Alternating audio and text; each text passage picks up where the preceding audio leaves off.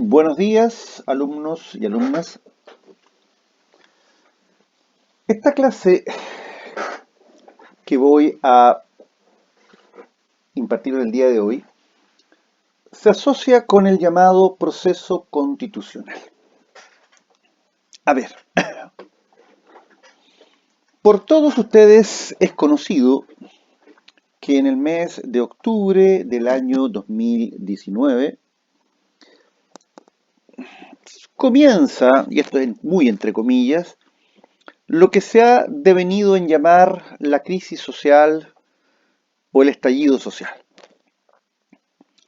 ¿Por qué digo entre comillas? Porque evidentemente que los procesos sociales no son procesos instantáneos, de un día, de una semana, de un mes, sino que en general son situaciones vivenciales de larga data.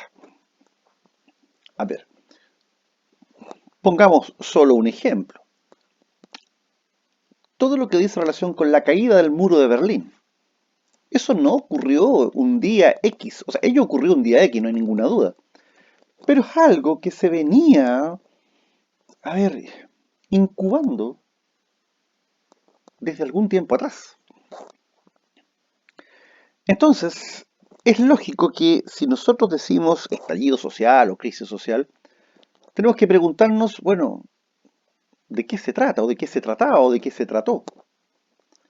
No hay ninguna duda que se trata de la temática que hace mucho tiempo atrás viene en este país generándose, que es un serio problema sobre redistribución del ingreso, distanciamiento entre la clase política y los ciudadanos, desatención de los problemas reales de la gente, insatisfacción en la forma como sus problemas están siendo solucionados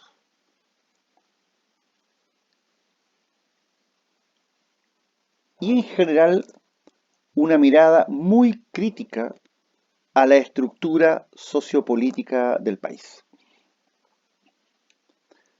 A ver, esta sociedad, a ver, nosotros ya hemos conversado en clases anteriores que la sociedad chilena en términos muy macro, muy generales, es una sociedad de corriente de pensamiento de centro, centro-izquierda. Y eso está reflejado en general en quienes han gobernado en Chile y quienes han sido las coaliciones preponderantes a nivel parlamentario, a nivel municipal, a nivel de alcaldes y concejales. No obstante ello, esta sociedad de características de centroizquierda ha permitido que la derecha o centroderecha llegue al gobierno, como ocurrió, por ejemplo, con don Jorge Alessandri en 1958. Y como ha ocurrido con Sebastián Piñera en dos oportunidades. Entonces,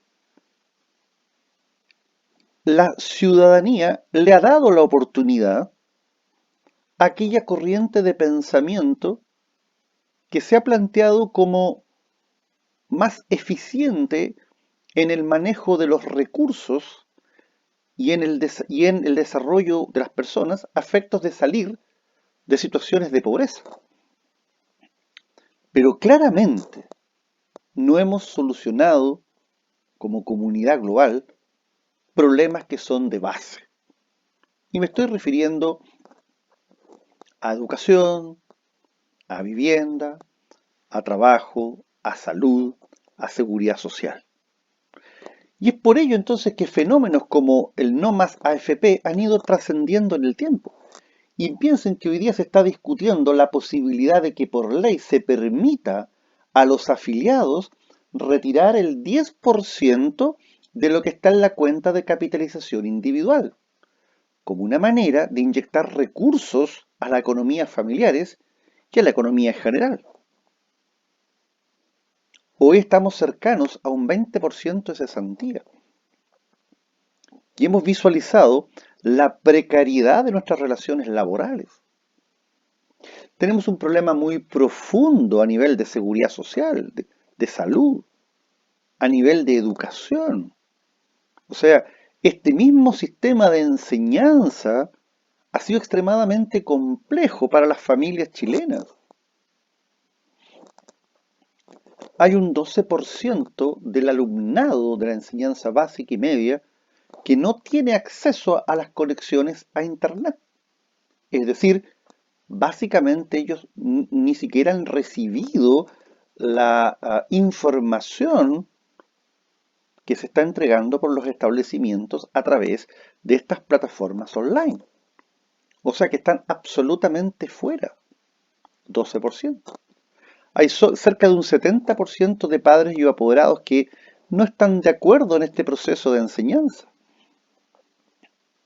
Y esto, evidentemente, nos tiene que llevar a reflexionar, a analizar lo que está ocurriendo.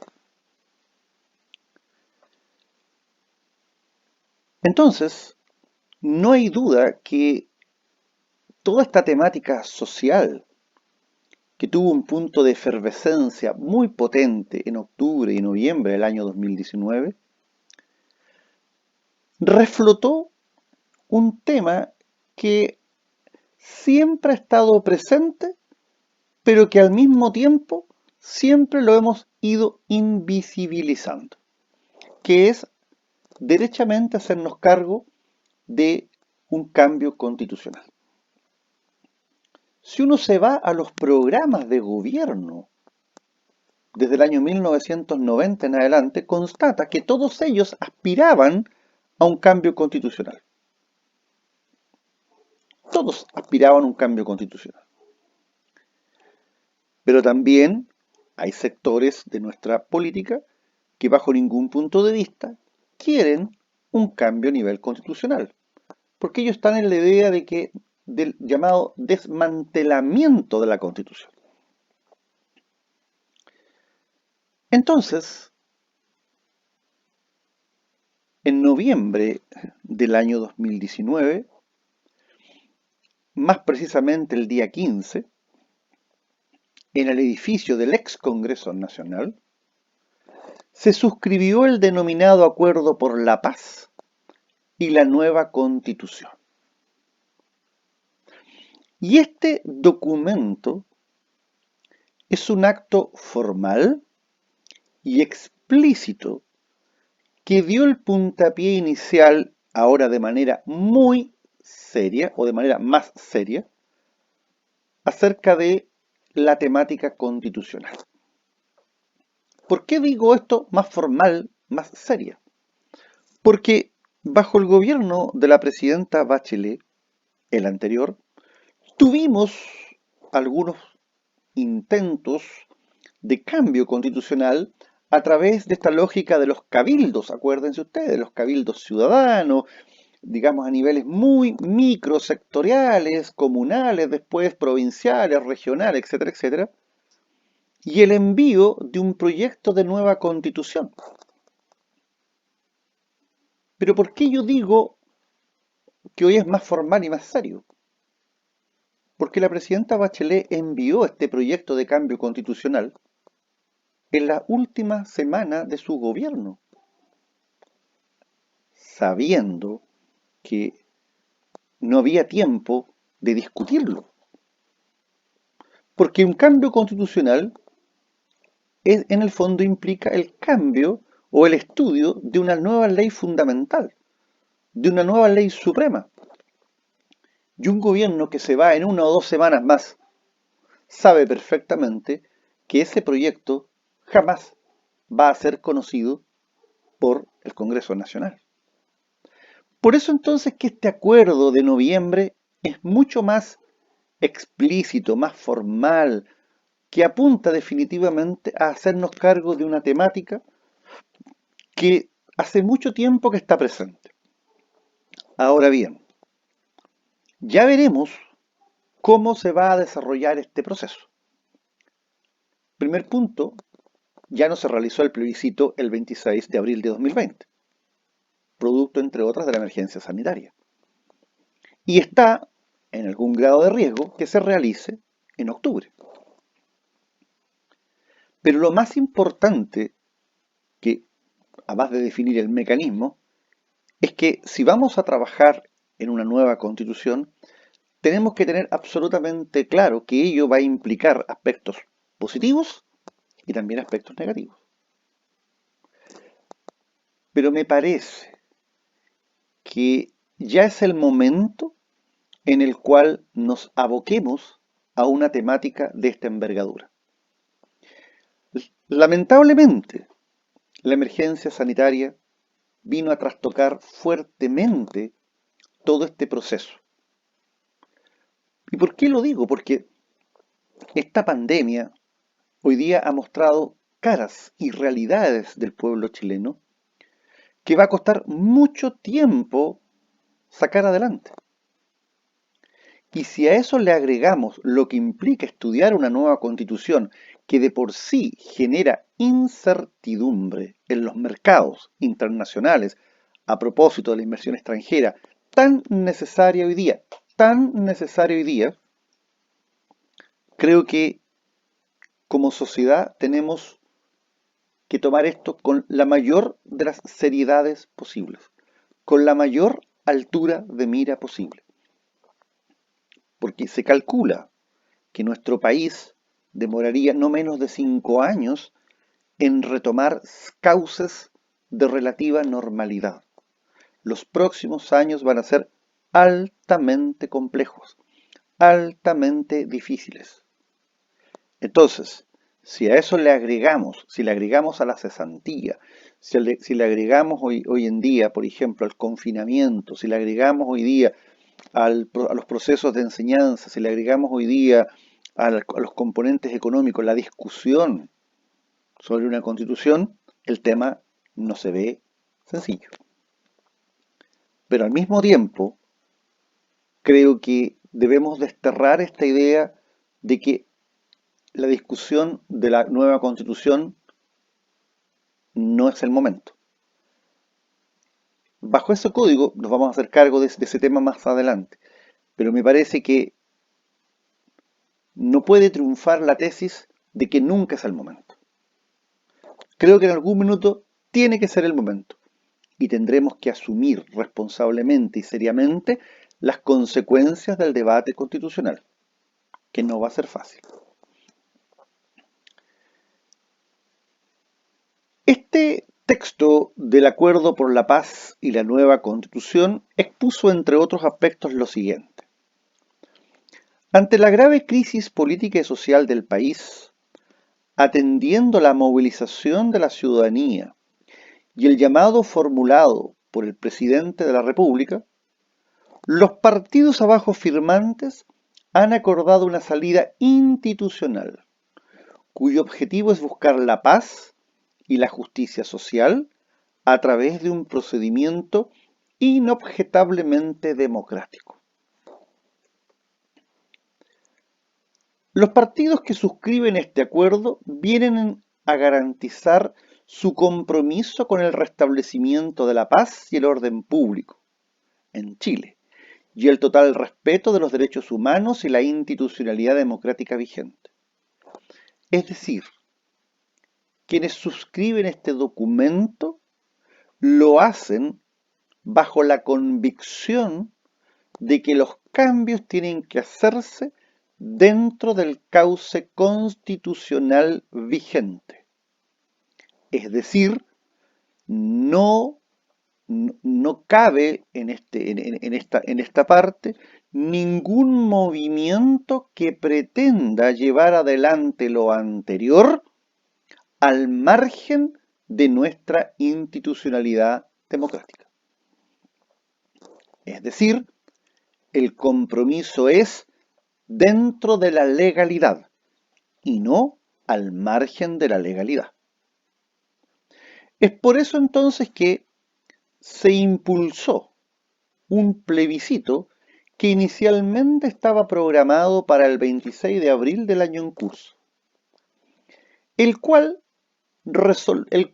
debía resolver dos preguntas o interrogantes. La pregunta número 1. ¿Quiere usted una nueva constitución? Y frente a esa consulta hay dos alternativas: apruebo, rechazo.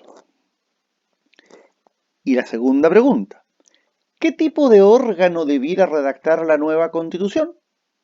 Frente a eso hay dos alternativas de respuesta: una convención mixta constitucional o una convención constitucional. Se indica que la convención mixta constitucional estaría integrada en partes iguales por miembros electos al efecto y por parlamentarios y parlamentarias en ejercicio. Es decir, el carácter mixto determina que esta convención estará conformada por personas elegidas por la ciudadanía para este preciso y determinado efecto, y también por parlamentarios y parlamentarias en ejercicio, esto es, diputados y senadores. En cambio, si se opta por la convención constitucional, ella va a estar integrada de modo exclusivo por miembros que van a ser electos para ese determinado efecto. Por lo tanto, la convención constitucional es una convención que va a estar conformada por personas ajenas a los parlamentarios. Y se dice que, y se decía también, que los integrantes de la comisión se realizaría en el mes de octubre del año 2020, conjuntamente con las elecciones de gobernador regional y las elecciones municipales.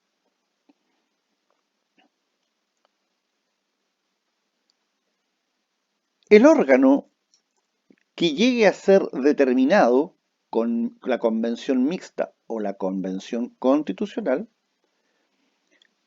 tendrá como único objetivo, y esto es muy importante recalcarlo, único objetivo, el redactar una nueva constitución, no pudiendo afectar las competencias y atribuciones de los demás órganos y poderes del Estado, y se va a disolver una vez cumplida la tarea que le fue encomendada.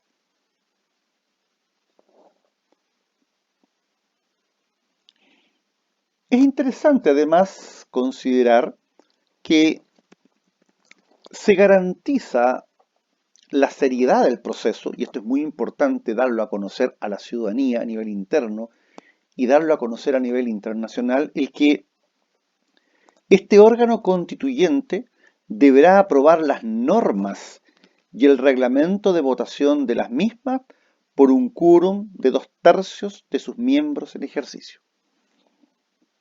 Es decir, los cambios constitucionales van a ser determinados por sólidas mayorías. Consecuencia, el temor de un desmantelamiento de todo lo positivo que pueda hoy día existir es, de alguna manera, una aprehensión que no tiene un fundamento plausible. ¿Por qué? Porque las normas del anteproyecto tienen que ser concordadas por a lo menos 2/3 de los miembros en ejercicio, es decir, casi un 67%. La nueva Constitución regirá en el momento de su promulgación y publicación, derogándose orgánicamente la Constitución actual.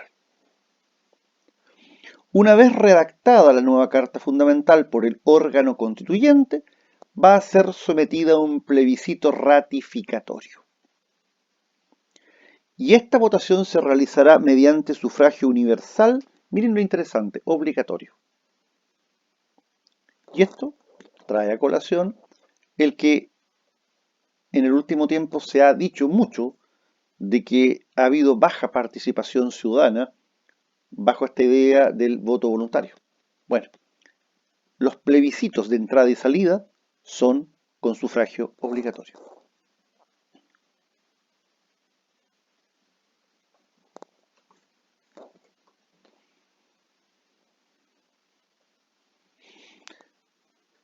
Se establece además que el plazo de funcionamiento del órgano constituyente será de 9 meses, prorrogable por una sola vez por 3 meses.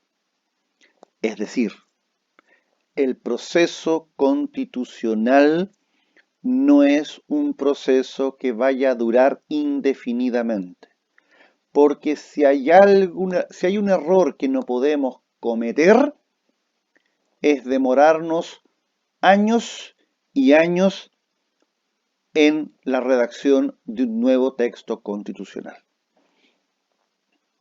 Ustedes deben saber que hoy en día, por ejemplo, estas lógicas de incertidumbre que a veces en nuestro país se generan o se producen, ya están generando daños. Ustedes tienen que saber, por ejemplo, hasta hace algún tiempo atrás, y no mucho, Chile era un país líder en materia agrícola en lo que dice relación con la producción, comercialización y exportación del fruto arándano. Sin embargo, hoy en día, desde un punto de vista de competitividad, Perú, por su extensión de superficie y por la forma como en el Perú se están realizando las cosas, hoy en día, para los países del norte, resulta mucho más atractivo el comprar un arándano peruano que chileno, porque se produce a más bajo costo. Y eso es, entre otras razones, por la manera como nosotros hoy día estamos visualizando normativas laborales, previsionales, el valor de los suelos, etcétera, etcétera, las condiciones climáticas.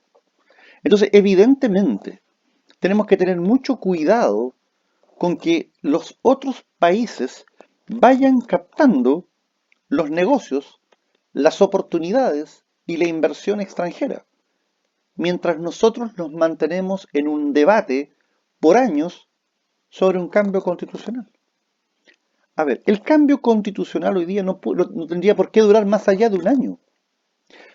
Todos los partidos políticos, todos los conglomerados de gobierno y de oposición ya han planteado sus visiones sobre lo que la nueva constitución ha de reglamentar. Por lo tanto, no se parte de cero. Y por otro lado, no se parte de cero porque la Constitución de 1980 ha tenido más de 40 modificaciones. Por lo tanto, hoy en día hay muchos aspectos que ya están democratizados. En consecuencia, el trabajo a realizar es importante, pero es un trabajo que de alguna manera tiene un punto de partida bastante ya solidificado. O sea, hoy día nosotros ya, a esta altura no vamos a improvisar y modificar el régimen de gobierno. No vamos a modificar, me parece, que vayamos a pasar de un Congreso bicameral a uno unicameral. No vamos a cambiar de país presidencialista por un país federalista o por un país semipresidencialista. Eso no lo vamos a cambiar. No vamos a cambiar la estructura del Poder Judicial. No vamos a cambiar el rol de la Contraloría General de la República. No vamos a cambiar el rol de las Fuerzas Armadas. No vamos a, o sea, es decir, lo que vamos a hacer es ir profundizar e ir agregando componentes asociados al siglo XXI y a los procesos de democratización. Pero no cabe duda que no vamos a partir de cero, porque si nosotros pretendemos partir de cero, es el peor escenario, es el peor de los mundos. Y es por eso entonces que está este quórum de los 2/3, para impedir que aquellos que quieren de alguna manera, olvidarse y hacer tabla rasa de todo y partir de cero, no lo van a conseguir, porque ese no es el camino. O sea, ya tenemos una tradición constitucional con ciertos aspectos que están consolidados. ¿Qué es lo que tenemos que hacer hoy día? Agregarle a la Carta Fundamental componentes de justicia social, pilares solidarios, pilares inclusivos, como lo vamos a desarrollar. Y eso, hoy día ya hay textos que van a servir de base y como punto de partida. Los diferentes proyectos de los candidatos a la presidencia de la República y los proyectos políticos de muchos de los partidos ya tienen textos sobre los cuales trabajar. Entonces, evidentemente que 9 meses más 3 nos parece un tiempo razonable, porque solo así vamos a establecer el rayado de cancha a través de la Constitución, que va a servir tanto a nivel interno como principalmente a nivel internacional. Hoy Chile necesita de la inversión extranjera. Chile necesita de la comunidad internacional si queremos algún día salir real y efectivamente del subdesarrollo. Chile no se sustenta solo con el cobre. Chile no se va a sustentar solo con los impuestos. Los impuestos son relevantes o significativos en la medida que haya ingresos que gravar con impuestos. Pero si no hay ingresos que gravar con impuestos, definitivamente toda esta lógica de mayores impuestos no tiene ningún sentido. Los impuestos yo los puedo aumentar en la medida que haya ganancias, en la medida que haya utilidades, en la medida que haya beneficios. Y por lo tanto, ninguno de los proyectos de cambio constitucional toca en esencia la estructura del sistema económico. El o los proyectos de reforma constitucional y o legal que emanen de este acuerdo serán sometidos a la aprobación del Congreso Nacional como un todo. Para dicha votación, los partidos abajo firmantes comprometen su aprobación. ¿Y quiénes de alguna manera suscribieron este documento? La Democracia Cristiana, Revolución Democrática, Renovación Nacional, Partido Comunes, Partido Socialista, Partido por la Democracia, Partido Liberal, Partido Radical, Unión Demócrata Independiente, Evópoli y finalmente, a título más bien personal, don Gabriel Boric Font.